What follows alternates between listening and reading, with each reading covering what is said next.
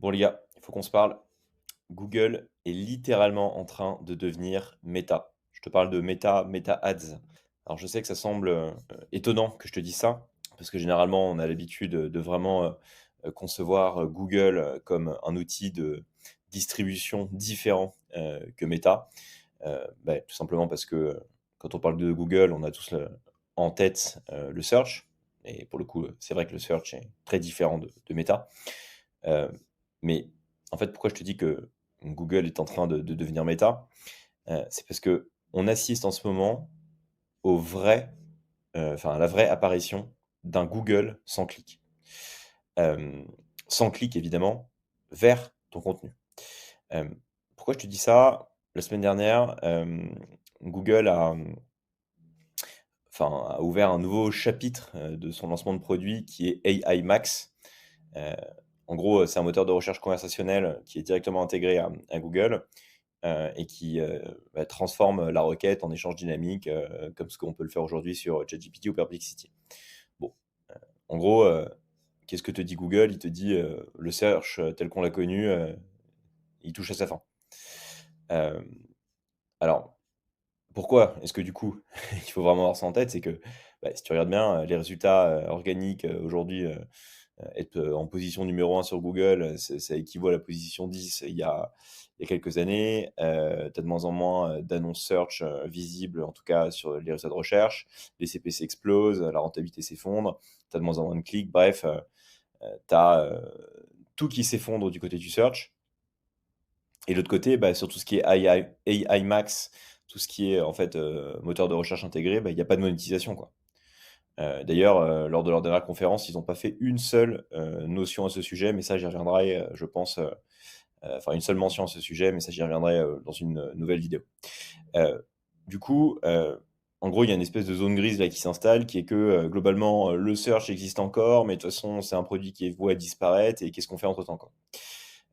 Du coup, qu'est-ce qui te reste sur Google là, si tu réfléchis? Il te reste PMax, la boîte noire ultime, hein, tu sais pas trop où tu diffuses. Tu as YouTube, et tu as, Discovery, qui contient enfin Dimension qui contient Discovery, Gmail et globalement, tout ce qui est, Display Network.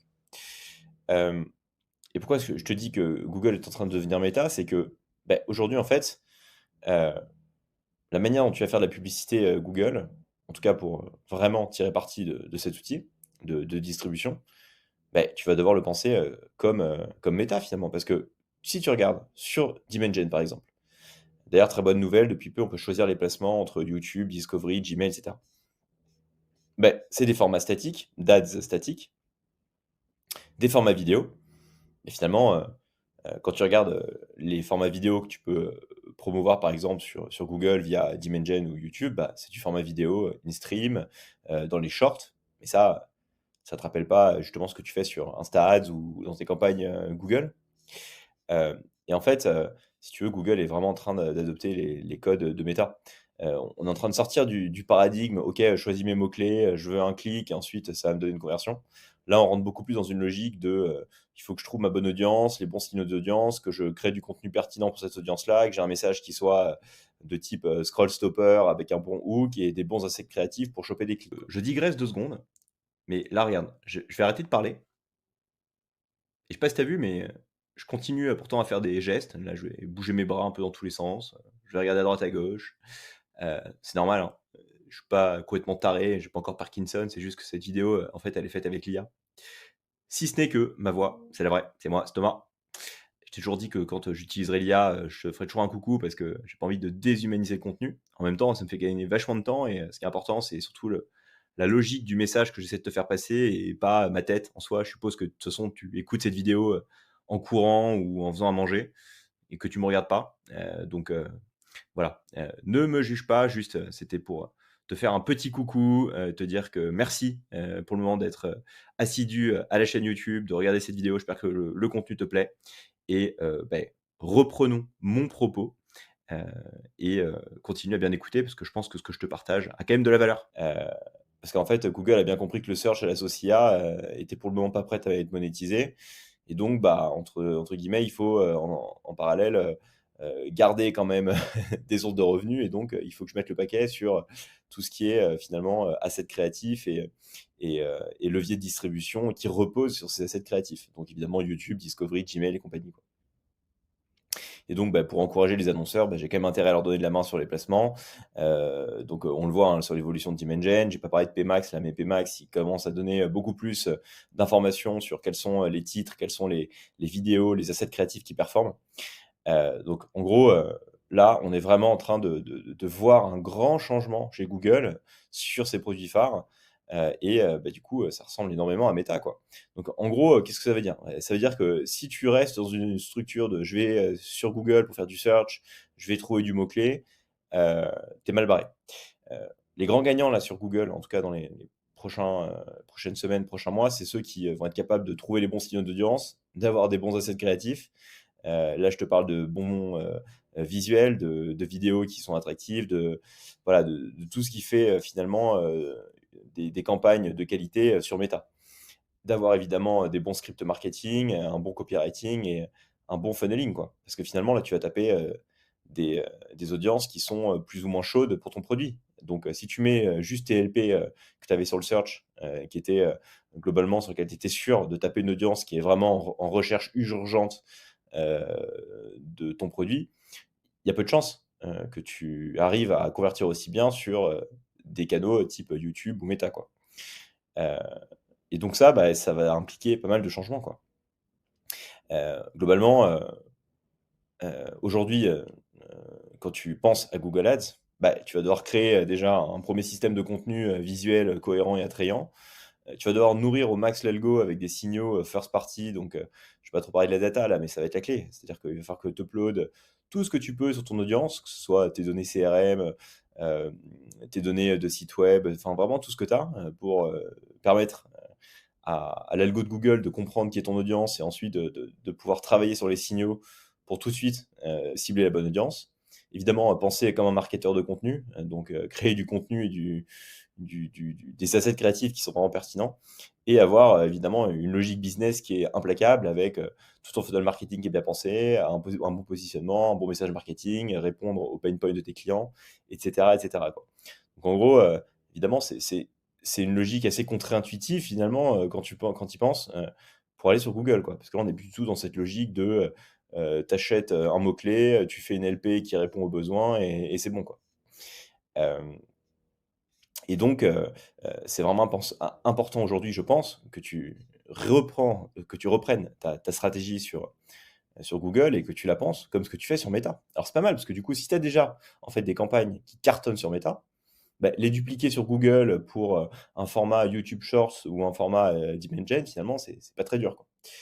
Heu, ce qui est important aussi que tu prennes en compte, c'est que je le vois, hein, et je te partage mon intuition, c'est que en fait, demain, Google Ads avec l'IA, ça va devenir tout simplement une plateforme de contenu automatisée, quoi.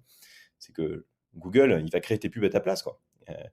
Alors, et ça, c'est loin d'être une bonne nouvelle si tu es pas prêt, parce que ça veut dire que globalement, tu veux lancer une campagne, tu donnes ton offre, ton objectif, ton budget et puis Google, il te fait tes titres, tes visuels, tes vidéos, il va te faire tes annonces. Puis, par rapport à son savoir-faire, il va placer ça enfin, il va orchestrer la diffusion de tes assets créatifs sur, tous les placements qu'il a, pour t'apporter un maximum de bénéf, quoi. Et bah, c'est déjà un peu ce qui se passe, quoi. Sur Performance Max, tu as AI Studio qui te permet de créer des vidéos. Là, maintenant, on a AI Max qui arrive, et puis, je te passe tout ce que je suis en train de voir et de tester sur, Whisk, Veo et cetera, Imagen et ça, clairement, ça va être intégré à Google Ads une fois que les outils seront prêts, et donc demain, ce sera la norme, quoi. Donc en fait, qu'est-ce qui va te rester à faire, maintenant, toi, marketeur qui m'écoute? Beh, pas mal de choses, mais plus du tout les mêmes qu'avant, quoi. C'est-à-dire qu'optimiser, une structure de campagne, ajuster les enchères, trouver des bons mots-clés, bah, ça, tu ça n'a plus aucun sens. En revanche, ce qui va devenir indispensable, c'est, bah, savoir briefer une intelligence artificielle publicitaire, rédiger les bons prompts, qui vont te donner les bons assets, comprendre les logiques d'audience, de signaux et surtout de copywriting, hein. Donc là, on revient à la base du marketing, c'est à qui tu t'adresses, quels sont ses points douloureux, ses désirs cachés, qu'est-ce qu'elle veut, et comment est-ce que tu, penses derrière un message qui est meilleur que tes concurrents et qui permet de sublimer ton produit et ton offre marketing et surtout être un excellent créatif, quoi.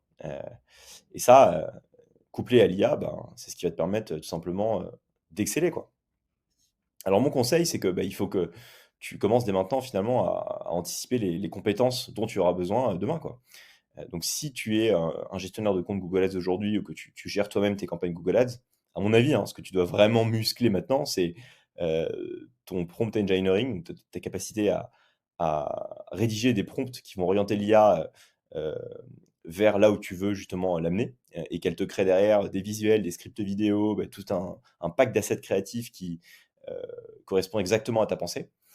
Que tu sois excellent, en tout ce qui est copywriting, narration publicitaire et cetera, hein, donc que tu penses ton funnel marketing, en séquence, en campagne bien orchestrée, avec un super storytelling, pour les formats YouTube, les formats Gmail, Dimension et bientôt, tout ce qu'il y aura sur, la distribution autour des moteurs de recherche, d'OPLIA. Que tu comprennes parfaitement ton audience et donc que tu saches, heu, utiliser les bons messages, en fonction de où ton audience se trouve dans ton funnel, de conversion. Et surtout que tu sois ancré dans une culture créative de malade, quoi. Donc que tu aies plein d'idées, que tu testes à fond et ça, l'IA va te permettre, en fait, de réaliser tes rêves les plus fous, quoi. Donc en conclusion, qu'est-ce qu'on on va retenir de tout ça? Déjà, il faut changer de mindset vis-à-vis de Google. Je te le redis, Google est en train de devenir méta. Donc il faut que tu penses, ta stratégie d'acquisition et de conversion sur Google comme tu la penses aujourd'hui sur Meta. Deuxièmement, ça te demande de changer évidemment ta stack de compétences. Donc tu dois vraiment sortir la technicité sur Google et devenir un vrai dompteur d'IA et un stratège créatif, en maîtrisant, voilà, tout ce qui est aujourd'hui nécessaire pour bien briefer une IA et nécessaire pour, juste être un marketeur de fou, quoi. Alors je trouve ça passionnant, évidemment. Ça, engage évidemment beaucoup de choses dans la mesure où, si tu es aujourd'hui tu es média buyer, tu es freelance, sur Google Ads, ben, il va falloir que tu évolues, ça c'est sûr. Et si tu prends le pas, je pense, avant les autres, tu as un boulevard devant toi, pour, exceller, sur cet axe de, comment est-ce que tu deviens un stratège créatif à l'ère de l'IA et que tu apportes, heu, une vision marketing excellente pour ta boîte ou évidemment pour tes clients si tu es freelance, à l'ère de l'IA. Bon, nous, c'est simple, hein, chez Elite Studio, on a déjà commencé. Je te partageais, déjà notre toolkit IA aujourd'hui là qu'on utilise pour faire tous nos assets créatifs. Je te la remettrai en description. Et si jamais tu as envie d'apprendre à manier, tous ces outils à l'ère de l'IA et de devenir, toi, un stratège créatif, je te mets un lien là en description de la vidéo qui te permettra de rejoindre, notre mini programme là gratuit de, Let AI take my job. Donc comment est-ce que tu vas utiliser l'IA pour supercharger tout ce que tu fais aujourd'hui et devenir tout simplement ce fameux stratège créatif dont je te parle. C'est ouvert à tous, donc c'est gratuit. Hésite pas à y jeter un œil si ce que je t'ai expliqué t'a, piqué au vif, ce qui est le but, et que tu as clairement envie de te former dès maintenant. Voilà pour cette vidéo. Quant à moi, je te souhaite une très bonne optimisation de tes campagnes Google Ads à l'ère de l'IA et je te dis à très vite pour une nouvelle vidéo. Ciao!